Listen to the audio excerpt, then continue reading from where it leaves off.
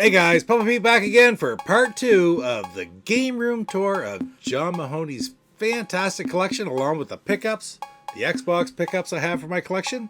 So without further ado, are we ready to go at it, Coco? Apparently she is right now. Anyway guys, here we go. Papa Pete, the old ass gamer. Papa Pete, the old ass gamer. If you haven't grown up by the age of 50, you don't have to.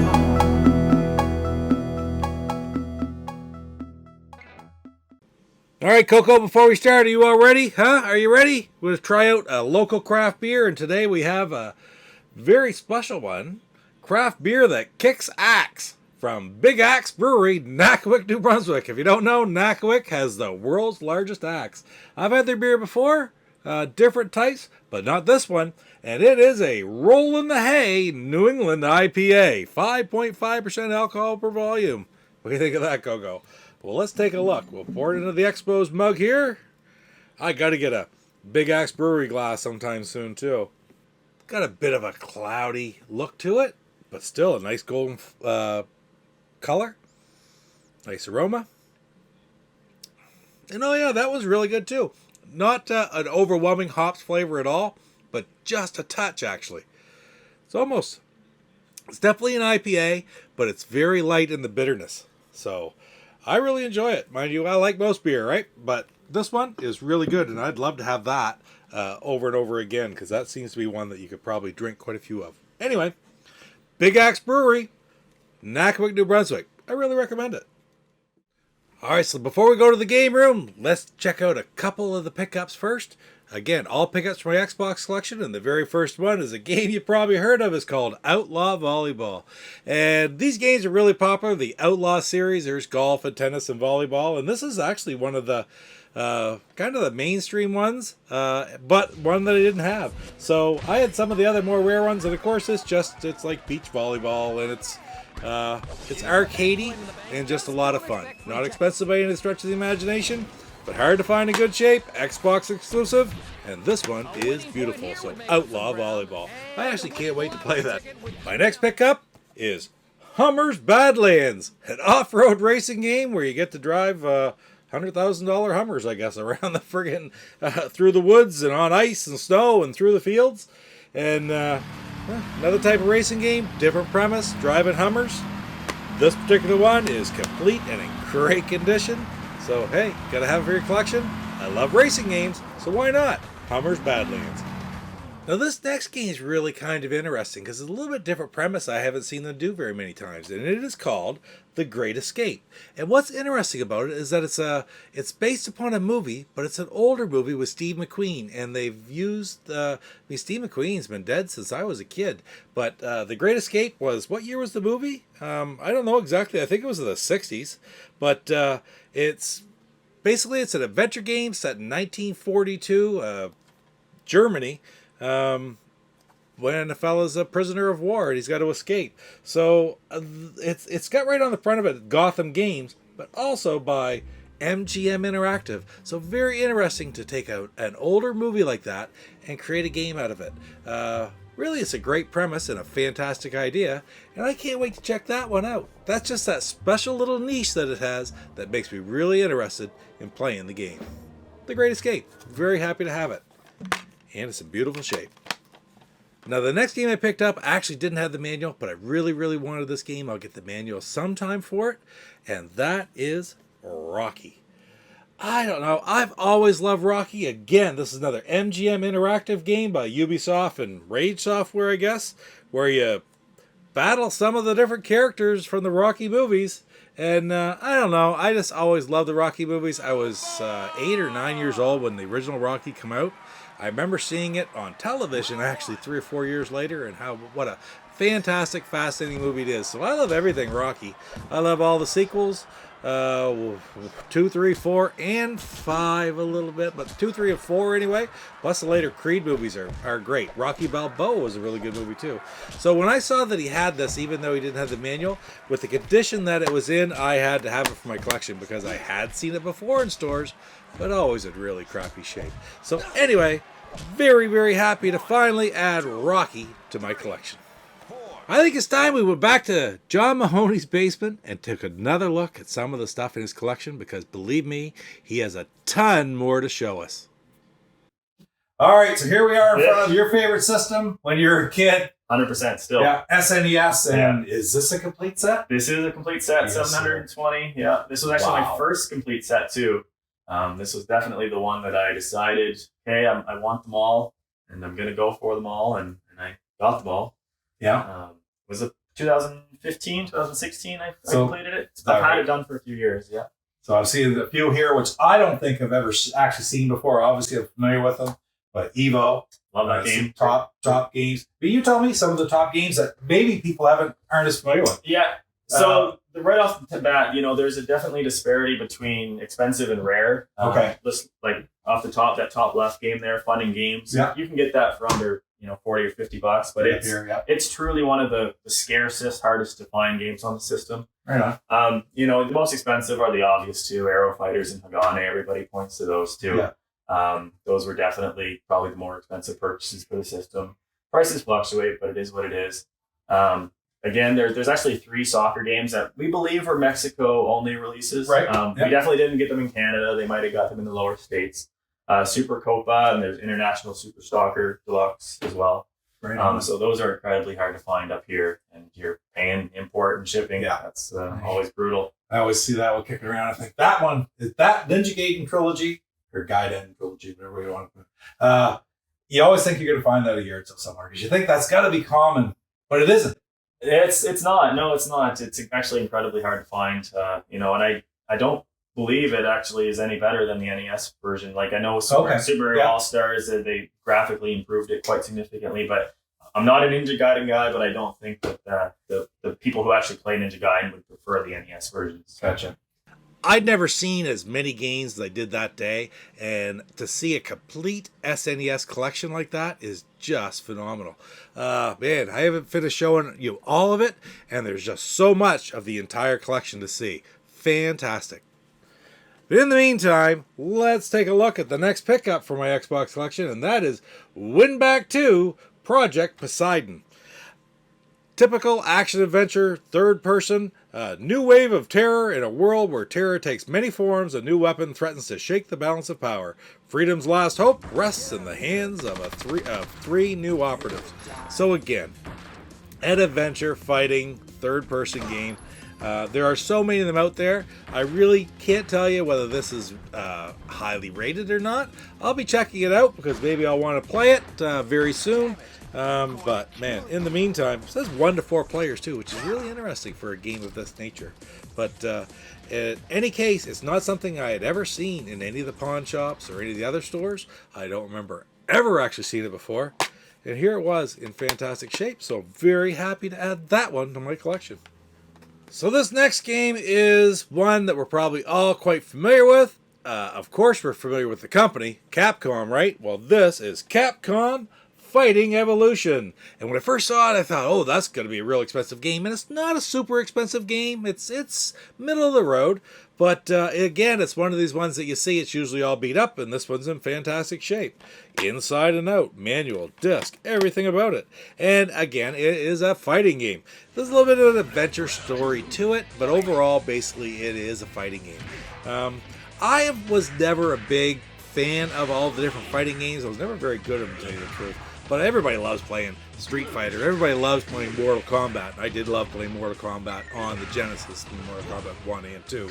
But I didn't get into them too awfully much. So I really want to revisit like games like this, like Capcom Fighting Revolution, as well as stuff like Marvel vs. Capcom, and other stuff like that. So in the meantime, though, had to have it in my collection, and very happy to have it in that condition. So right on. So this next game is a little bit different. I don't know about the title. The title's called Roadkill. There's been a lot of controversial games over the years, but of course things are kind of opening up now, and even in the early 2000s, the ground has started to be broken about all the different violence and such in games. I personally don't have a major problem with it, but it's a matter of a person being able to differentiate between reality and fantasy of something like this. But anyway, this, it says right on the back, it reminded me immediately of Twisted Metal. but it says it's almost like a crossover between Grand Theft Auto and Twisted Metal. So very happy to add this gem to my collection. Midway title. Midway, hit and miss for me. I think a lot of their games are not as deep as you would want them to be, but they do quite well when it comes to arcade titles. So if this is arcadey, it just plain old a lot of fun to play. Why not? Roadkill. Alright, let's go back to the game room and look at some more stuff from John Mahoney's fantastic collection. Gotcha. Now I see this up here, the artwork. And you've done all this yourself. Yeah, that's fantastic. Thank you. Yeah, I got a nice photo printer, and I just wanted to capture some of my screenshots from some of my absolute favorite games. Yeah. Yeah, you pointed to my absolute favorite game of all time, Right found it. I didn't have it. Right there. Right there. Yeah. Nice. That was one interesting story that I was at the flea market when I was a kid and saved up my pennies working part-time job, and that was probably the first game that I bought when it was, retro game hunting. Yeah. I think it was about $50 at the time. Oh, really? For just a nice cartridge. Wow. Yeah. Imagine it right now. I paid $50 for it. Yeah. I'll take 6, please. Yeah. Yeah. But Really? I love that game. It's one of those games where it's an RPG, but you actually enjoy talking to the NPCs because they're hilarious. It's brilliantly written, full of jokes. And of course, it's on. A lot of people probably played it now who never had the opportunity to, with it being on the SNES Classic, right? Yeah, So, great that it was re-released. Hopefully, and Mother 1 was re-released on the Virtual Console. And Mother 1 was Japan only release, correct? Famicom only? Yeah, yes and no. They had it completely done and translated for North America. Okay. And people have actually found the prototype full game in English on the North American cartridge. Gotcha. But it was so late in the NES's lifespan, they just decided to not release it. Oh, wow. But they had the official translation already done. And did you say you do or no? Obviously, there's not many cards of it. Right? Yeah, no, that was just a prototype. Yeah, gotcha. It's never actually released. But Very nice. It's very odd too, I found, with SNES especially, because some cartridges you'll see, and we'll look at the 64 later in a minute, but there's the odd one that's not gray. Like you got, I know Killer Instinct was one that's not, just 3? Just 3, Killer Instinct, Spider-Man, and Doom. Doom, right here. Doom.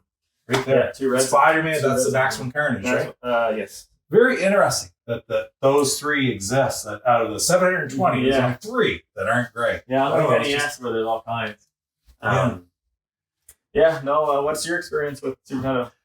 Well, I didn't have much because I was a Genesis guy. I've said before many times, I was early 20s, or maybe was I 30? I don't even remember how old I was now. But I was into sports games. I played a lot of sports games on the Genesis, and when I made my decision between SNES and Genesis, it was really based on the NHL games, because those were my favorite games. And I picked up a lot of those. I picked up some other games, a few. I probably had 60 or 70 back in the day, but the majority were sports games.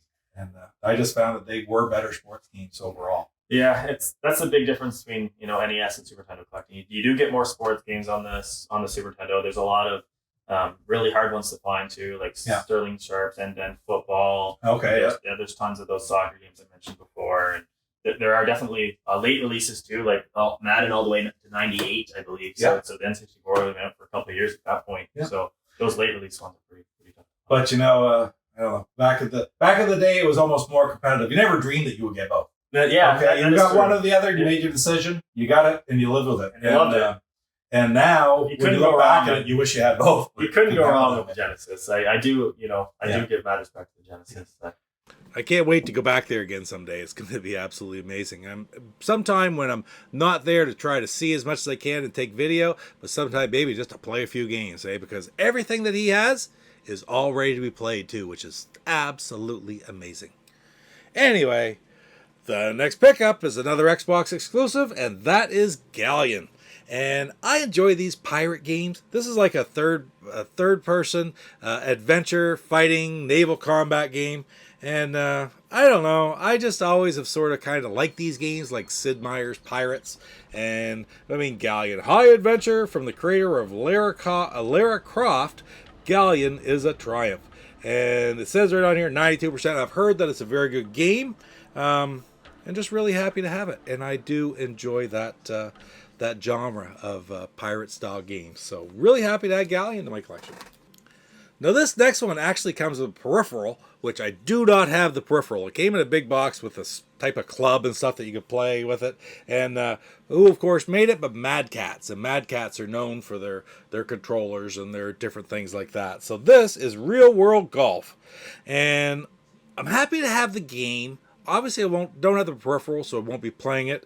But that's okay. I can be satisfied with that, and you never know, someday down the road I might have the opportunity to pick up the entire large box copy. And there's several games like that. The games come with a larger package, and when you go to collect, you can only get the game. I can think of a couple other ones in the Xbox collection that are like that, so I just have to watch for the actual peripherals to become available sometime, and maybe I'll expand and improve upon my collection. But in the meantime, very happy to add Real World Golf to my collection. Now here's one that I've actually looked at in stores different times and thought I don't want to pay that much money for it because it seems like a really simple game. But that is Frogger Ancient Shadow. So Frogger Ancient Shadow is a take on the arcade game Frogger. Just they add a lot to it. I don't know much about how well they did with it, but it's a relatively difficult game to find, to tell you the truth. I don't know if it just wasn't popular or Frogger by the 2000s was sort of passé. It's kind of had a resurgence actually lately because I mean everybody loves the classic arcade titles now. But probably at the time it was a relatively inexpensive license to get and create games for. But anyway, it looks like a puzzler. It's got great graphics of the classic Frogger game, just with improved graphics, and it also has different styles of gameplay that are built upon that. So I don't know, we'll check it out sometime. Frogger Ancient Shadow, very happy to have it. Man, I just can't stay away. Let's go back and take another look at some of the stuff in John Mahoney's collection. N64? Yeah, let's look at the N64 collection. How about there's what? Not very many. 296. 296. This is also complete. Right on. Much easier to complete than the Super Nintendo set. Yeah. Although a few of those games are getting up there. I couldn't believe it, but I did have a couple friends tell me that Sculptor's Cut was over $1,000 now. Wow. Yeah. Very hard to believe. Rental exclusive. There's a few of those that were apparently only given to Blockbusters and not stores. Yeah. This was my kind of prime of my youth, honestly. I spent a lot of time playing Super Mario 64, Banjo-Kazooie. Me and my friends would play a lot of Perfect Dark. I missed the train on GoldenEye, but I love Perfect Dark. It's probably my favorite shooter of all time. I noticed your end labels on all those too. Did you make those yourself? I did not make them myself, and I'm pretty particular with my end labels too. I notice a lot of them that you can get online, they have the only for N64 on their corner. Okay, yeah. But the problem is something like Mortal Kombat Trilogy wasn't only on N64, True. It was on PS1 as well, okay, for example. Yeah. So I don't really like those end labels because the information on them is false. Mm-hmm. So I really like these ones. They're vinyl. I don't know if you can still get it. I think I have them on eBay. Right, okay, 40 gotcha. or $50. And for a set? for the whole set, yeah. Really? Yeah. And it was a good way to keep track of them as I went through the set too, because I could see what gen labels I had left. Absolutely. Sort of put those with the kind of sheet. And just peel them off, put them on, and exactly. so you keep those in a binder and then pick them away as you need them, and you always flip through the binder and see what you need. see what I do. Wow. I have them for Sega 32X as well, because they don't have the labels. True. Yeah. That's where it's only, 39 of those? Yeah, something like that. It's crazy. Wow. I just, again, it's phenomenal. And you wait till you see other things that I have to show you. But in the meantime, back to the pickups. Here's one. I had Dynasty Warrior 3. I had Dynasty Warrior 5. And now I have the hardest one to get, Dynasty Warrior 4. Big, massive, multi-character combat. Just sort of, I will say, yes, a lot of fun to play, very chaotic to play, hack and slash adventure. Man, it's got to be successful, it's got to be good, because there have been lots of versions, and I think they still continue to make Dynasty Warrior games today, to tell you the truth. But anyway, have that, all 3 Dynasty Warriors now that were available in the Xbox in my collection, so that's beautiful to add, because those are not easy to find in great shape. Alright, here's another title that I think I had on the PC back in the day. Actually, it wasn't this one. This is Roller Coaster Tycoon. What I had for the PC was Theme Park, but this basically built upon that idea that they had all kinds of different sort of like God games where you build different premises. In this case, it was building a theme park, and now it's building a roller coaster. So these are extremely popular games, and this one actually is kind of difficult to get. It's one of the, I won't say more expensive games, but certainly not a common game on the Xbox system. So I was really happy to finally add that because, again, I just don't see it anywhere. And everybody's familiar with Roller Coaster Tycoon? Well, now I can play it on my Xbox, so right on. So here's the final game for this pickup video, and it's not as expensive as it is kind of notorious, and that is Family Guy, the video game. It's too hot for TV. I love the Family Guy. You're not going to find many shows that were more controversial over the years than the Family Guy. I mean, it was on in the late 90s up through the early 2000s. It canceled. And just by people screaming and hollering, they brought it back, and it's still being made to this day. I love Seth MacFarlane, the stuff he does. It's absolutely fantastic, and I am definitely going to be checking out this game. I hadn't played. It's available on different consoles as well. I'd never played it, but again, it's one that I'd watched for and just hadn't seen anywhere, and was so happy to pick it up at the time. So, yeah, good old Peter Griffin, Brian, Stewie, Lois. Yeah, they're all on the cover there. Can't wait to play that one. It's going to be a lot of fun. Family Guy, the game. And man, I don't know what exactly is going to happen in this one. I'll tell you that. You never know, because supposedly it's too hot for TV. Well, guys, that's it for part 2 of my pickup video with the great game room tour of John Mahoney's collection. And man, it's so much fun to go through all these for you. Not only did I get amazing things from my Xbox, but the things that I saw and the things I still have left to show you, man, check out the next video because you won't be sorry. There's some really fantastic stuff in it. Anyway, thanks for spending a little bit of time with Coco and I today. I think Coco slept through this whole video. And don't forget to like, comment, subscribe. We will see you next time in the next video. Papa Take care. Pete, Papa Pete, the old ass gamer. Pete, Papa Pete, the old ass gamer. If you haven't grown up by the age of 50. Hey nerdlings, it's Tom and Lacey of Do You Nerd. And you're watching Papa Pete, the old guy gamer. What the hell?